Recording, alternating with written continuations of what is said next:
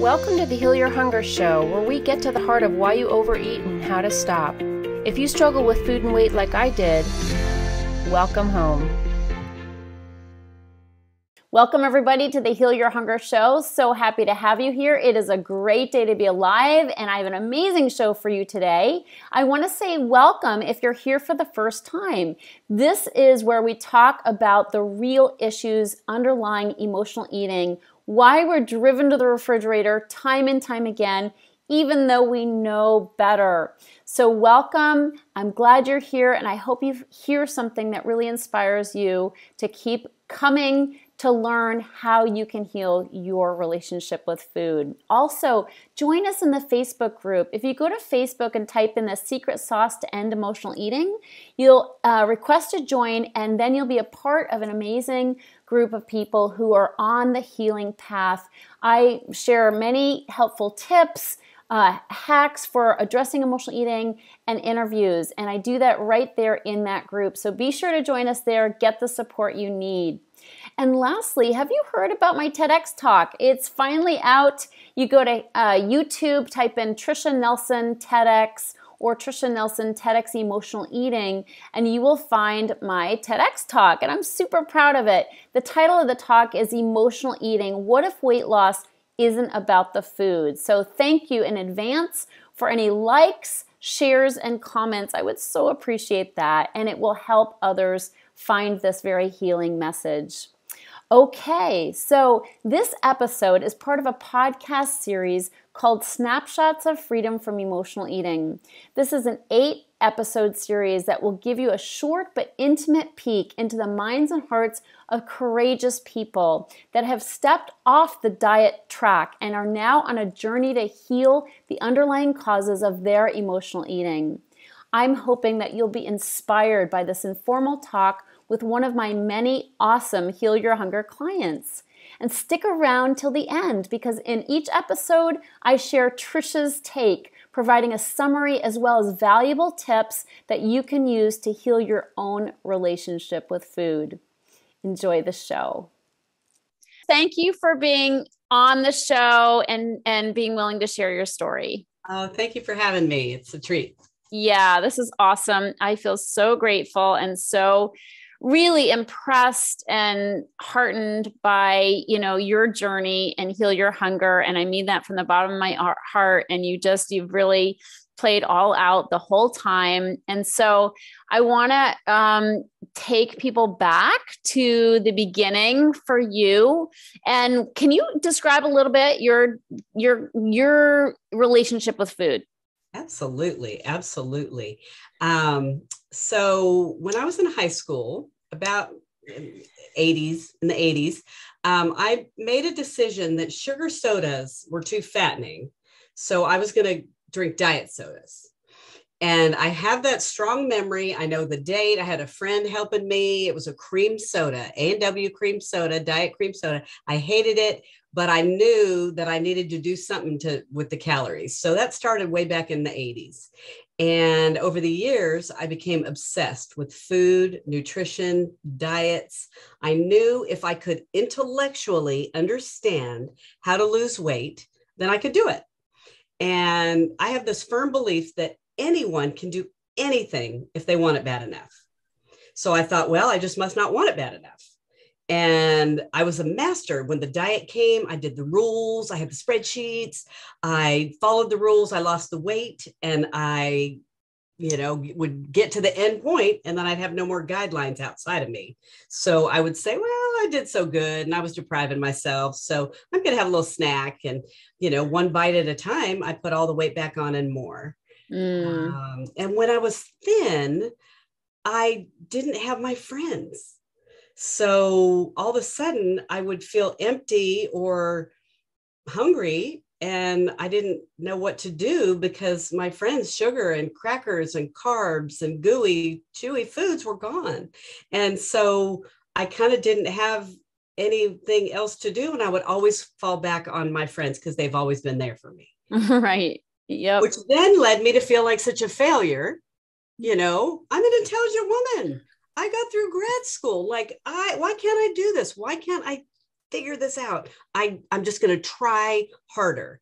And the little voice in my head was like, you loser, you failed again. You're never going to be thin. You're flawed. Oh my Other people are God. thin. They can do it. You can. Right. Yes. Oh man, you're telling my story. Absolutely. And that just led me to eat more and binge. Yes. And Absolutely. I was never present at events with my friends or family. I was worried about the food and who was eating what and how much to eat and how fast was I eating. And I'd get the next day and I didn't remember what we talked about.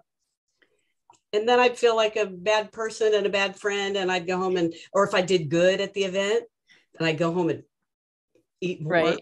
Right. I was so busy too. I was a doer. I would get stuff done and I could give you my to-do list. And I was very, very, very good at keeping busy. So that was kind of how I was. Yeah. So, I mean, I totally get it. And it's a very common story. I'm sure people are relating right now as you speak. So thank you for sharing that.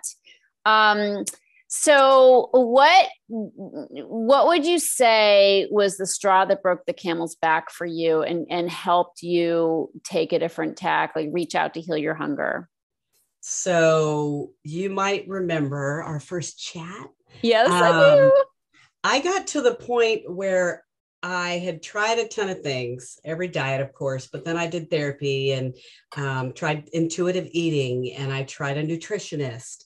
And I got to where it's not about the food. And I got to a point in my life where I was kicking ass and taking names, as you know, right? I would tell my husband, you get to leave the room. I'm stuck here with me. I felt edgy and I couldn't help myself. And then my friends and husband and son would sit me down and say, okay, here we go again. You're snappy. You're not nice. And we got to have the talk. And it was getting more and more frequent to talk about how mean I was. And I knew it. I knew that I was mean and short and curt. And I got to the point to where I thought, if I don't do something, and I don't know if my meanness, and when I called you, I read your book. So I thought, well, she says something about this in there. So maybe there's something to it. But I told you, I said, I know I'm at this point. It's not about the food. So I don't even know if you can help me, but I have people quitting at work. My family doesn't want to be around me. And quite frankly, I don't want to be around me. So I knew there was something more, but I didn't know what. And I was desperate. I love that you really just shared that, Laura, because I don't think I talk about it enough, but I relate to it so much, because emotional eaters, we're so nice so much of the time. Like we have 50 pounds of nice on us, we're just have the smile on our face. We're people pleasers. We're so nice, but it comes at a price, which is we get stressed out. We do too much, like the overdoing.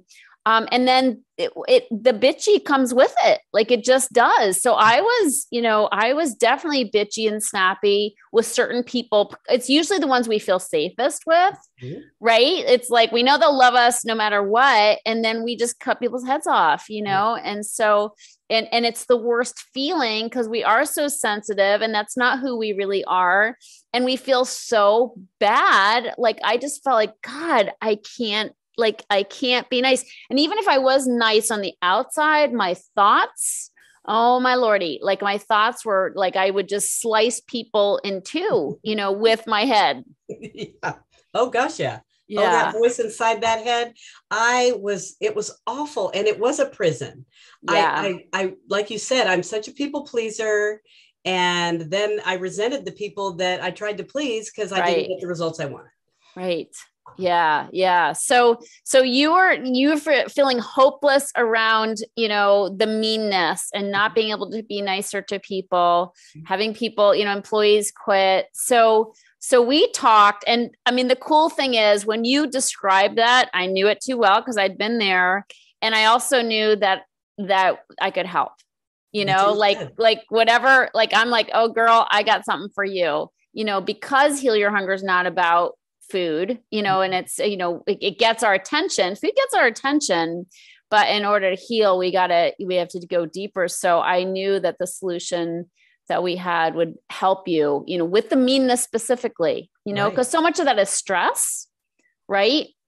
And so much of it is stress we put on ourselves, trying to be perfect, trying to cross all the T's and dot the I's, make a good impression. And that just, all the pressure builds up, and then we get snippy. Yep. Yeah. And I just couldn't take it anymore. I couldn't please everybody. I got to the point to where all of my efforts were not they were just making things worse. Yeah. And I thought I was doing the right thing. I was doing it for the wrong reasons, I now know, but I thought the time, and as you know, I told you, if everybody would just do it my way, it would just be great. So I don't understand what the problem is. Yep.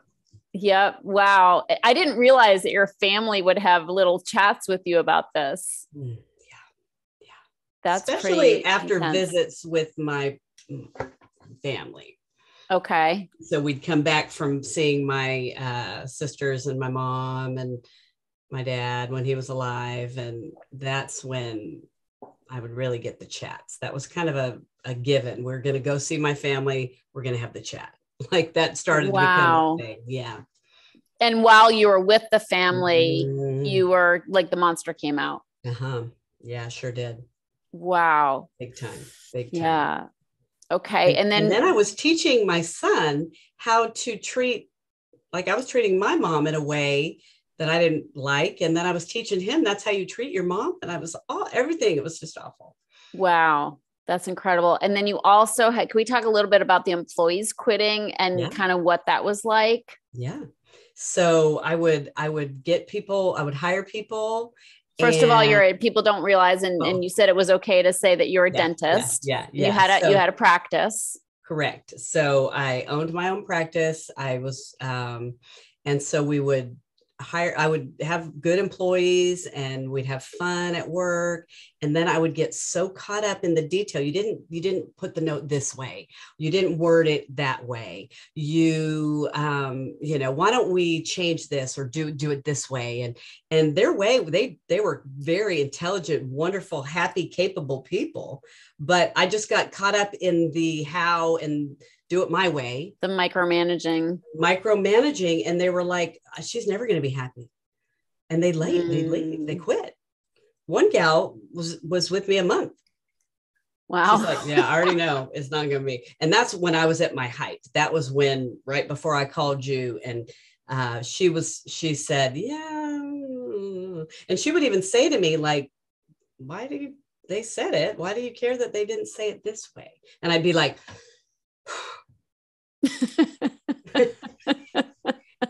it was awful. It was, and I'd go in the morning, I'd say, just gonna be nice at the morning meeting. Just be nice. Like that's my new goal.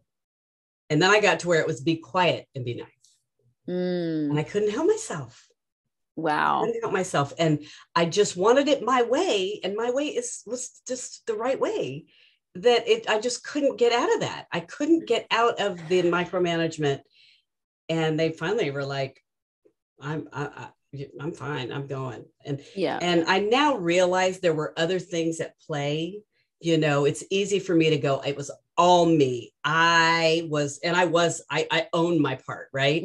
But there were other things at play, the dynamics, whatever, but I do own that people, they'd tell me, I can't work here. Well, and that's definitely, a trait of emotional eaters is to be control freaks, which is a very unpleasant way to put it, but it is one of the 24 traits of the anatomy of the emotional eater is that we're controlling, which really stems from fear, right? Like we imagine if we had things a certain way, we'd feel okay. Like we're always going for feeling okay, getting the stress and the anxiety down and manageable.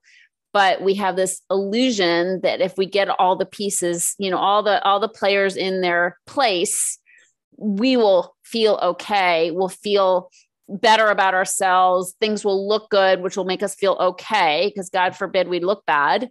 Right. And so all that controlling comes really from the anxiety that we're not going to be okay, And so, it's a very common trait, and it definitely drives the guilt that we feel, and we punish ourselves over, the pep test, the painkiller, the escape, and the punishment. The punishment comes from doing things we feel bad about. And so much of it is something we feel like we can't control. Like we can't control controlling, right? Because it's a compulsion, like not being able to shut up, not being able to not manage, not like point out where people need to do better, and part of that, I used to remember feeling like, yeah, but I'm like, but I can see where they could do better. I want to help them, like we think like we're so smart. And if they would just listen to us, everything would be fine. So it does really stem from that place of really underneath of not being okay and thinking that we'll feel okay if things are in place. So, all right. So you became a client of the Heal Your Hunger process. You started going through the process. What started changing for you? Like, how did things change for you and in your life? Like, what did you notice was changing? So working through the process, number one, has given me so much peace. I'm now present with others. I no longer obsess about what, when, where, who, how, why my next meal is coming. It's okay to feel hunger. I no longer have anxiety when my belly is empty. Beautiful. And I don't feel the need to shove my emotions down with food. When feelings come up, even the uncomfortable ones, I have tools and a beautiful, loving community to help when things are overwhelming, and they are. I also don't weigh myself compulsively. My weight is not my problem, as you say. Yeah. Today, I saw a friend who's a trainer, and he's like, I haven't seen you since early December, and I swear you've lost 7 or 10 pounds. And I go, really? And he goes, no, I know it. I know that. And I said, oh, okay, great. I said, I don't know that, but I don't weigh myself. I don't let the scale dictate how I'm going to feel that day, that week, in that minute when I see that number. I don't even weigh myself. I know I'm 20 pounds lighter or more. I don't even know, I just know that I feel better. Yeah. I don't diet. I want to eat to feel good. When I eat bad, I feel bad. And there's a correlation there. I didn't have that before. I just felt bad. And that's just how I existed. Right. I didn't say, well, I shouldn't have eaten the whole bag of tortilla chips or whatever. And now I feel bad. I just felt bad and I deserved it because I'm mean. And so, but now I have joy and I'm present and I have fun. And I even have compassion for myself, for how mean I was. And I didn't know.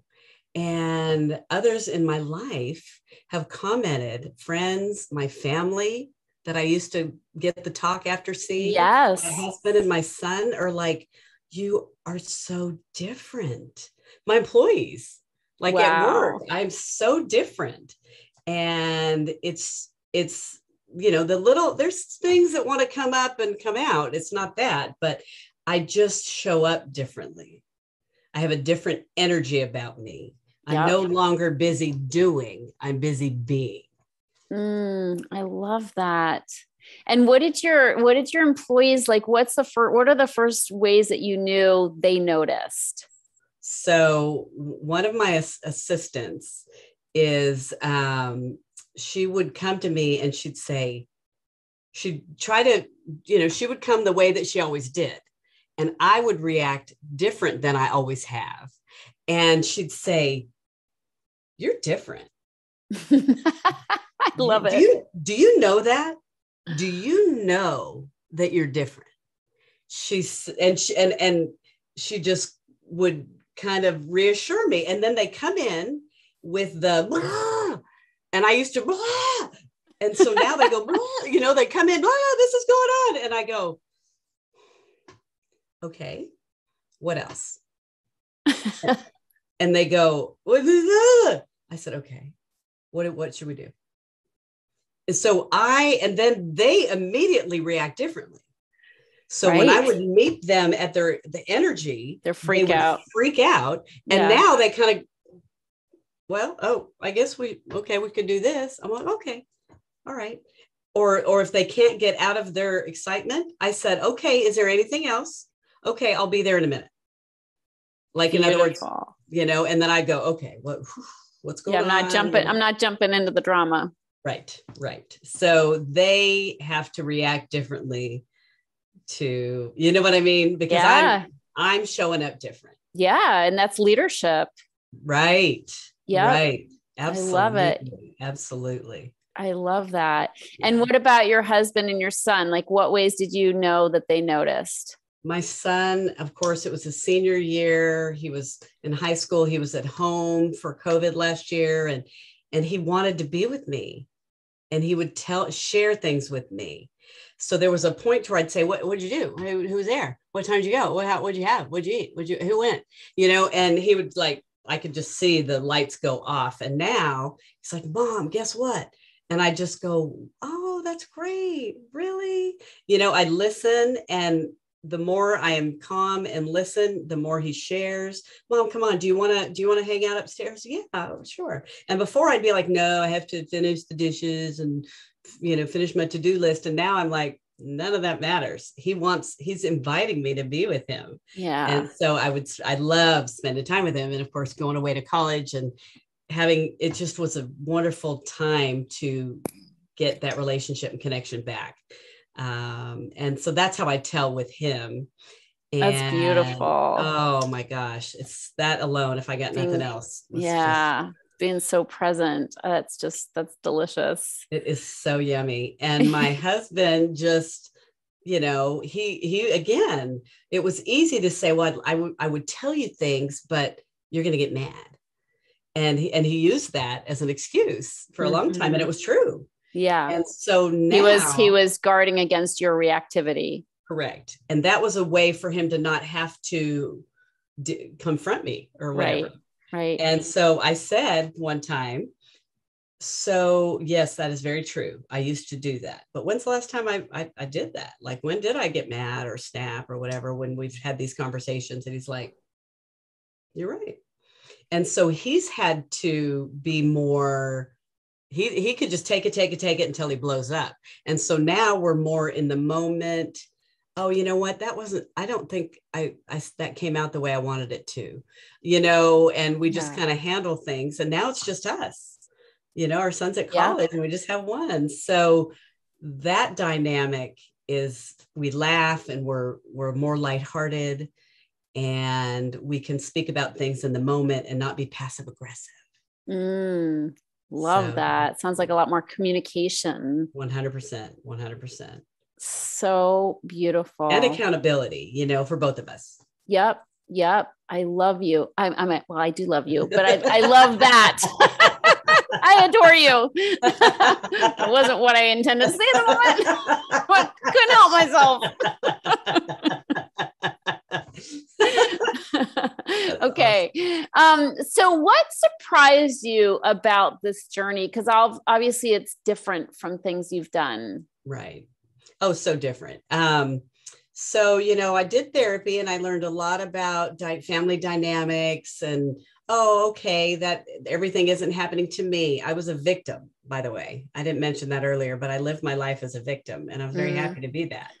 And now I realize that perspective is not the way to live. Things happen, and yes, bad things happen. But if I can acknowledge what happened and work through the feelings that I've buried, then there's peace on the other side. And so the surprise to me is obviously that my anger had a lot to do with the food. I mean, putting those two together, even though I called you and I hoped for that to be an answer, it still surprised me that I can by taking care of myself and loving myself, I can be kind. But the reason I wasn't kind to anyone else is because I was mean to me. Yes. And also realizing how I loathed myself. And I didn't realize how little I thought of myself and how unworthy I felt. And I was punishing myself, and I didn't get that. Yeah. And the other thing, the surprise for me is a relationship with God. I never had that. I didn't understand it intellectually. What is this thing? How do you guys know God's there? How do you know that's a thing? And why would God let these things happen? And now I know that God is love and beauty and, knowledge and peace. And so having that part was just a big surprise, and just the knowing that I'm worthy and that God loves me no matter what. So beautiful. And can you kind of talk a little bit about how, can you make the bridge for people about how that happened, even though, how through facing your feelings and taking care of yourself, how that got you to God? So a lot of the writing uncovered things that I had buried, and some of the work that we do in our self-care is to pray. But I was like, how do you know? And so the more that I uncovered, the more, like the onion, when you kind of start to get to the deeper stuff, I was like, there's something missing. There's something, that emptiness that I spoke of earlier, there's something missing. And you call it a God-shaped hole in my soul. And I thought, there's got to be something to this. And go back to me being controlling.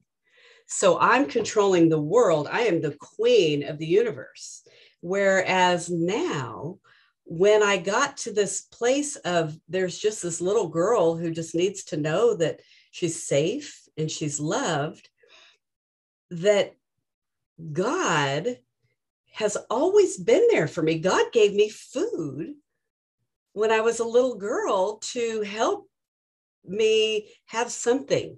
Right. So I learned that there is something bigger than us, that intellectually I can't understand intellectually.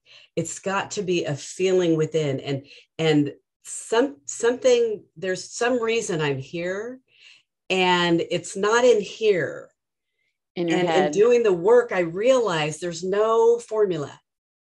There's no answer mathematically that I will find the answer. It's a feeling and a knowing.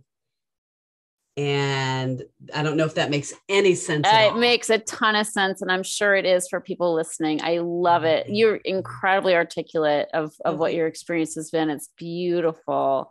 And I'm so glad you've come to that place, because you're getting filled up in a whole different way now. Oh, 100%. 100%. Yeah. It's so beautiful. It is, the transformation happens gradually, and it's not, you have to do the deep work. And I did it. I did it hard. And I'm like, I'm going to do what it takes because I'm a doer, and I'm going to do it perfectly. And I that's what my motive was in the beginning. Yeah. Yeah. But then as things unfold, and then as people comment, and even in our community, it's just transformative. Yeah. And I'm like, oh my gosh, I have so much life left. And I knew I couldn't continue the way I was. But now I have hope and joy. And when things happen, they still happen, and I feel them, but I'm learning, and it's still a process on, okay, that's not your stuff. I'm getting curious. What in me was just triggered when that event happened? And not what they did this to me, they're bad, but what that just brought something up in there. Wow, you're just getting cut off in traffic. Got me a little, edgy or something. And so just knowing that I'm on a journey of self-discovery and not beating myself up. Yeah, so beautiful, Laura. Thanks for sharing that. And what I hear is so much more emotional integration and balance and self-care and self-love. It's just beautiful. So beautiful and so different from just going on a diet and eating less. Yeah. I don't even think about food. I don't even think about food. I eat to nourish myself. I enjoy food. I enjoy good food, but I don't overeat. I don't, it's just a beautiful place to be. Yes. Oh, thank you for sharing that. It is so beautiful and you're so beautiful. And I love you. I love you too.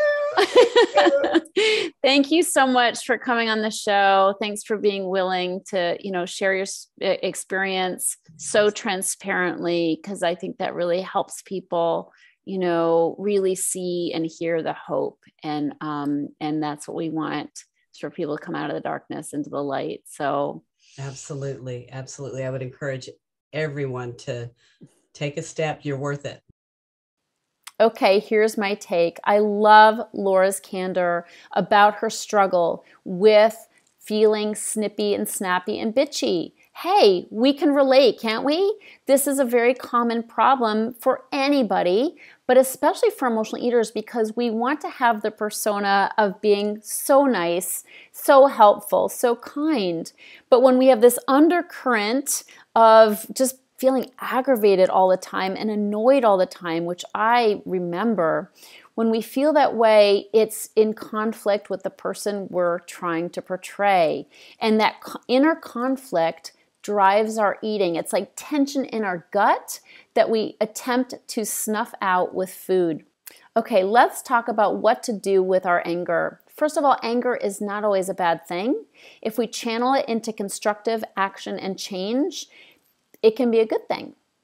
But more often than not, those angry feelings need to be explored. First of all, there's a psychologist who specializes in the study of anger named Charles Spielberger, and he talks about 3 primary ways of dealing with these feelings of anger: expression, suppression, and calming. So expression is an appropriate way to deal with anger, right? We express our feelings and then we move on. Okay, but that doesn't happen with emotional eaters. Too often, we suppress our emotions. We stuff them with food. And what happens when we stuff our emotions is we actually bury them alive. And when we do that, it causes all kinds of problems inside of us. Anger turned inward can cause hypertension, high blood pressure, depression, and cancer. So we have to have new ways of dealing with it. What I like to tell my clients is to say what you mean what you say, but don't say it mean. This is how you can appropriately express feelings of anger. And remember, just because you have those feelings doesn't mean you're bad. Too often emotional eaters judge themselves like, oh no, I'm a bad person because I'm angry.